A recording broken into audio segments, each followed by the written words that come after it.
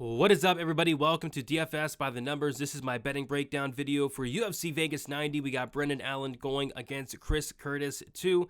And yeah, we're back in the Apex. We have a 12-fight card here. Originally, we're supposed to have 14 fights on this card. We lost the Joshua Van fight last week. We lost the Cynthia Calvillo fight on Friday. So yeah, down to 12 fights. And this is a card that I'm definitely playing light. I think I only have 6 bets on this card for 5 units in total. Keeping it light. I feel like this is a good appetizer for the main course, which is next week in UFC 300. About done taping all the fights for next week, so expect an early breakdown. Expect some early bets as well. There's some spots I'm about to be hopping on either today or tomorrow, so be on the lookout for all of that. And yeah, as always, going to be going through these fights, talking through them through a betting perspective and a betting perspective only. If you want a further, more in-depth breakdown on why I'm picking who, I did do a full card breakdown, a prediction video on Thursday. And yeah, guys, do me a favor, leave a like on the video, subscribe to the channel, and yeah, like I said, be on the lookout for early UFC 300 content. I'm looking to get my full card breakdown out for 300 Saturday. If not Saturday, then Sunday for sure, but looking to get it out early. Apologize for getting content out late this week. If you guys have not heard, I have been very, very sick. So, yeah. I say we get right into it, and we're going to start with the first fight of the card. We got Melissa Mullins going against Nora Cornhole. We got Mullins minus 340. Nora Cornhole is plus 280. Believe it or not, Melissa Mullins is the biggest favorite on the card at this point. Alex Morono was around minus 300 something. He's now minus 290. Ignacy Bahamondes is minus 320, and then Walter Walker was minus 400. He's now minus 225. So currently, as of the time of recording, Melissa Mullins is the biggest favorite on the card, which is terrifying. So I guess the big thing to mention at weigh-ins was both Melissa Mullins and Nora Cornhole missed weight. They both came in at, I think, 138. So not the best look, but that doesn't really change my view of the fight here. My view of the fight is, I think Nora Cornhole has a huge hole in her game, and that hole is going to be the takedown defense, the ground game. We saw Jocelyn Edwards go out there, take her down 5-6 times, control her for over half the fight, put her in a ton of bad spots, and Mullins can get takedowns, and on top, she's really good. She has great grounded pound. She's vicious on the mat. She's a brown belt in BJJ, so I feel like there's going to be some finishing opportunities open up throughout the fight for Melissa Mullins. So yeah, I like Mullins here. I like Mullins inside the distance. It's one of the very few plays I have on this card. 0.75 units at plus 270, and I think she gets a finish here. I don't know whether it's a knockout. I don't know whether if it's a sub, but I think a finish is very much in play. I just think she has a massive advantage on the mat, and I don't see why she can't get it there and implement that game plan. So give me Melissa Mullins to kick us off with the finish here, plus 270 for 0.75 units. Next, we got Dylan Bucka going against Cesar Almeida. Like a lot of fights on this card, I think it's a dog or pass. Got Dylan Bucka minus 150, Cesar Almeida plus 130. I think this fight's going to be close. You can make a case for both guys. With Dylan Bucka, he has a wrestling background. He can potentially get fights down to the mat in this matchup, potentially hold Almeida against the cage a little bit. But as we've seen all this year, really, the judges are heavily scoring damage over control, so there could be a situation where on the feet, Almeida lands a couple really good shots, and then Bucka controls the fight for 4 minutes, and we've seen that 4 minutes of control time, the judges are just completely ignoring it. So I feel like we could get some weird scorecards here. And for that reason, I would lean towards the plus money of Almeida, but at the same time, you can make a serious case for Bucka. The path is there. It's just, what are the judges looking for? Damage or control? I don't know. Are they even watching the fight? That could be a case as well. Maybe they're not even watching the fight. So the pick here for me is Almeida, but I'm okay on passing on this one. Next, we got G. Matsumoto going against Dan Argueta. Another very, very close fight here. So, Gene Matsumoto, he's very young. I'm really impressed with the striking of Matsumoto, but he does have a tendency to play off his back a little bit too much. He can't be taken down, and that's kind of where Dan Argueta comes into play. And it kind of talked about the last fight, right? The damage over control, but at least with Dan Argueta, he has some striking, whereas Dylan Bucka, I just don't think he's going to be able to land anything at all against Almeida. So, I think Dan Argueta can have some success on the feet, but where I think Dan Argueta is going to have most success is going to be with the wrestling, with the takedowns, and I could see him going out there, getting on top here, and winning minutes on the mat. So I think Dan Argueta is another pretty live dog. I didn't quite get there myself because I do like Matsumoto quite a bit as a prospect. This guy's only 24. He's only going to be improving. I really like the striking from Matsumoto, but I think it's another very close fight here. It's another dog or pass, but I'm staying away from a lot of these prelims, and this is one of them. Next, we got Victor Hugo going against Pedro Falcao. Yeah, I think it's another another close fight here. Like this, a lot of these prelims, I think you can make a case for both sides. I'm picking Falcao for the upset. I was really impressed with what I saw from the guy, but I mean, I was expecting a much bigger plus money number on him just due to the fact that he literally took the fight a couple days ago. So you're only getting plus 110, which I thought was kind of wild. I was expecting a lot more plus money on a guy who literally just took the fight. You know, Hugo might have some hype after his Contender Series win, but yeah, only plus 120. So a very closely lined fight here between these two, and I think it can go either way. I think Hugo's going to sell out for the grappling early, but I'm just not sure if he's going to go out there and submit a black belt in Falcao. I see this fight playing out very closely. Probably even goes to decision. It's another dog or pass, but I'm not getting enough plus money to take the dog shot on Falcao. Next, we got Norma Dumont going against GDR. And yeah, I'm going GDR here, but so is everybody else. I was breaking down this fight on Sunday with Uncle Weezy on Stat Diggers, and I liked GDR then, but she's like plus 170, and even then I'm like, man, I think she's the side, but I mean, she's had a 3.5-year layoff. She's just coming off of a pregnancy. You know, what has she been doing? But I said to myself, like, if GDR shows up and looks anything like she did 3-4 years ago, I think she's clearly the better fighter. But the problem is she hasn't fought in so long. Norma Dumont, what I will say is she's younger here. Norma Dumont, everybody was worried about her making weight. She made weight, and she looked incredible doing so. I think Dumont is in career best shape for what it's worth.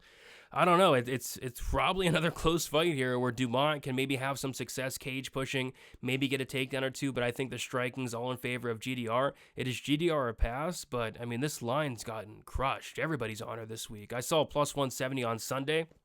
She's now plus 105. If you got in early, I think you did your job. Obviously, you beat some line movement, but at plus 105, it's not worth touching the 39-year-old who's not fought in 3.5 years coming off a pregnancy. So another pass for me, but yeah, I did like GDR earlier in the week, but it looks like I missed the boat. Next, we got Alex Morono going against Court McGee. I like Morono here. I like Morono by decision, actually. I know Court McGee's been knocked out his last 2 fights, but typically Court McGee is very durable. This guy has 12 losses. 9 of those losses come by decision. He's been knocked out back-to-back, but, you know, Jeremiah Wells and Matt Brown, although 40-something, he does hit very hard and a lot harder than Alex Morono. I actually like the over 2.5 rounds here. I have 1 unit on the over 2.5 at minus 130. If you guys know me, you guys know that I don't typically play many overs, but this is one that I really do like. I feel like if Court McGee didn't just get knocked out by Matt Brown, that we'd be probably laying minus 200 here for an over, because Alex Morono's not really finishing anybody outside of Cowboy and Zach Otto 6 years ago. Other than that, it's all decisions, and he had that submission win against Tim Means, but Tim Means gets submitted a ton. So, yeah, I like the over here. I think it's Morono, though, getting the job done. It's tough laying minus 300 on Morono, but it's also very tough seeing Court McGee win a fight at this point. So, yeah, give me Morono by decision, but I am on the over 2.5 for 1 unit at minus 130. All right, next we got Charlie Campbell going against Trevor Peek, and this is one I'm just going to sit back and watch as a fan. Like, I can't lay minus 170 on Charlie Campbell because, you know, I think he's the more skilled fighter, but, you know, that doesn't always translate to wins. You got on the other side Trevor Peek, who's just next level durable, has next level heart and toughness. He can take a shot and keep coming. He's very hard to get out of there, and I can just see this fight playing out a ton of different ways. Like, I could see Charlie Campbell getting tired from beating the crap out of Trevor Peek's face and Peek taking over as the fight goes on. I could see Campbell maybe even knocking out Peek in the first round, because Peek is very, very hittable, and Charlie Campbell hits hard. So, I don't know. I don't really like anything here. You know, it's obviously a violent fight, but the fight doesn't go minus 400, best price. You can't do much with that, and I could see this fight actually going to decision with how tough and durable really both these guys are, but especially Trevor Peek. So it's a fight I'm just going to sit back and watch. It's going to be pure violence. It's going to be fun, but I don't see myself putting any money on this one here. Speaking of not seeing myself putting money on a fight, we got Walter Walker going against Lucas Bresky. What I did like earlier in the week was the over 1.5 rounds. I think it was minus 140, but that's gotten crushed throughout the week. These overs, the fight goes to decision, has all gotten just obliterated. So people are kind of seeing what I'm seeing in terms of I just don't really see either guy probably getting a finish here. Maybe a late finish on either side if either side does gas out. But, you know, I think the overs early on the week, fine. But at this point, I don't want to lay minus 170, minus 180 on an over in this fight. But, yeah, I was liking the overs, and I was saying to myself, man, like if Walter Walker was fighting anybody other than Lucas Bresky, I'd be betting against him here. Like, and I mean anybody. I mean, give me Jake Collier, give me Chase Sherman, give me Chris Barnett. I'm betting against Walter Walker in the spot. It's just Bresky. I can't get there, man. I mean, I think Bresky's takedown defense is not that great. And what I will say about Walker, like the one thing I was impressed with was his wrestling, the ability to get fights down to the mat. So I could see a scenario where Walker does go out there and get 6, 7, 8 takedowns in a sloppy, greasy heavyweight fight. So I think this fight does go to decision, but I don't have the balls to bet it. And even if I did, those lines have gotten crushed anyway to the point where they're not even tempting anymore. So it's a big, giant pass, and I'm shocked this fight is on the main card. Inexcusable. Moving on. We got Ignacio Bahamondes going against Christos Giagos, and yeah, I mean, I think a lot of people are seeing this fight the same exact way, and it's hard not to. I mean, if you've ever watched a Christos Giagos fight, you probably know how this fight's going to go. How's it going to go, you ask? Well, Christos Giagos is going to come out in the first round and look like one of the best fighters in the division. He's probably going to take down Bahamondes. He's probably going to hurt Bahamondes. He's probably going to almost get Bahamondes out of there. And then, after the first round, he's going to fall off a cliff. He's going to get tired. He's going to make mistakes, and then he's probably going to get finished for the 9th time in his career. Christos Giagos has been finished 8 times, 6 by submission, 2 by knockout. There's a reason everybody's betting the sub this week, and I cashed on the sub 2 with Zellhuber last time out. I'm not going to go back to the well here this time, although I think that's probably what happens, but those sub props have gotten obliterated. Everybody's on them. Everybody's on sub 2, sub 3. I hope they hit for you guys. What I'm just doing is betting the 2-3 general. You know, I think a knockout is more likely than the sub, actually. Bahamondes does have 1 sub.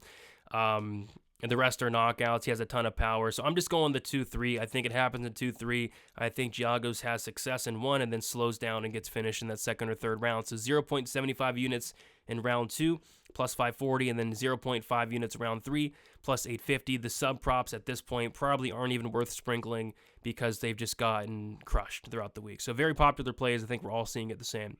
Next, we got Morgan Charrier going against Jose Chepe Mariscal. Another close fight here. Chepe's probably the dog of the week. I think everybody's on Chepe and GDR. I think those are the two most popular dogs. And yeah, I get it. I think it's a close fight. You got Charrier, who I think is very good everywhere. I like the striking, the wrestling, the grappling, the ground and pound. But Chepe's a dog. Chepe's a dog that's going to fight for your money. He's came through as a dog 2 times in a row. Maybe he can make it 3 here. So I see why people are taking the dog shot in what should be a close split decision type fight. I'm personally picking Charrier, but I don't really see a reason to get there from a betting perspective. And then next we got Alexander Hernandez going against Damon Jackson. I do have a bet here. So interesting things at the weigh-ins for this one. So Damon Jackson showed up and looked horrible at the weigh-in. He probably looked the worst out of everybody. He made weight. Credit to him, he made weight, but he looked really rough. And then Alexander Hernandez came in at 150 pounds, and then they actually made him cut an extra 2.5 pounds. So once Hernandez came in at 150, I kind of thought that might be a good advantage for him. It looked like he didn't really kill himself to make weight. And then I was planning on adding Hernandez by knockout or inside the distance, something like that. And then I saw they did make him cut the extra 2.5 pounds, and I'm like, okay, I might just play the under 2.5 just to be a little bit safer, because I do like violence here quite a bit, because Alexander Hernandez, I think, has a good chance to go out there and knock out Damon Jackson really in any round. Damon Jackson's very hittable. He's been finished 5 times, 4 of which come by knockout. The chin's a question. He's only getting older. The weight cut seems to really be taking a toll on him. He looked terrible at weigh-ins. And then on top of that, Damon Jackson, great finisher in his own right. We've seen Hernandez crumble 4 times to be exact. All 4 of those come in the 2nd round. So yeah, I think somebody's live to get served here. I think both guys had tough cuts. Give me the under 2.5 rounds, 1.5 units, minus 150.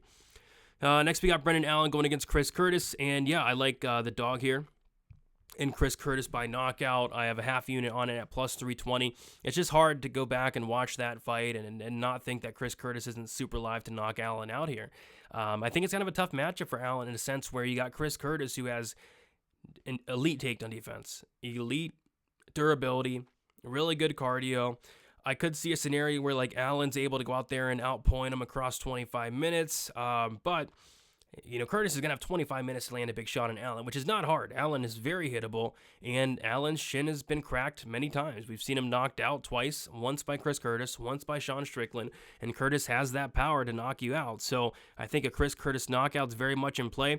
I opted for the knockout rather than the money line because I really struggled to see Chris Curtis obviously subbing Brendan Allen. I don't think that's happening. But even winning a decision would kind of surprise me for Chris Curtis. Like, he's not really a great minute winner. He never really has been a great minute winner in the UFC. He's getting outstruck in a lot of these fights, but he's landing that big shot and knocking a lot of these guys out. So I kind of think Chris Curtis is somewhat knockout or bust. And at plus 320, I think it's worth a half unit shot, at least for me. So taking Chris Curtis by knockout, half unit, plus 320. All right, there you guys have it. Light card for me. Looking to keep it light this week and then just go all out for UFC 300. Liking a lot of spots for UFC 300, but quick recap here. Main event, I'm taking Curtis KO, half a unit, plus 320. Alexander Hernandez, Damon Jackson, under 2.5, 1.5 units, minus 150. Bahamondes round 2, 0.75 units, plus 540. Bahamondes round 3, 0.5 units, plus 850. McGee Morono over 2.5 rounds, 1 unit, minus 130. And then finally Dixon, Melissa Mullins, that is inside the distance, 0.75 units, plus 270. Best of luck, everybody. Like on your way out, subscribe to the channel, be on the lookout for early UFC 300 content and bets. And we'll talk to you guys very soon. See you later.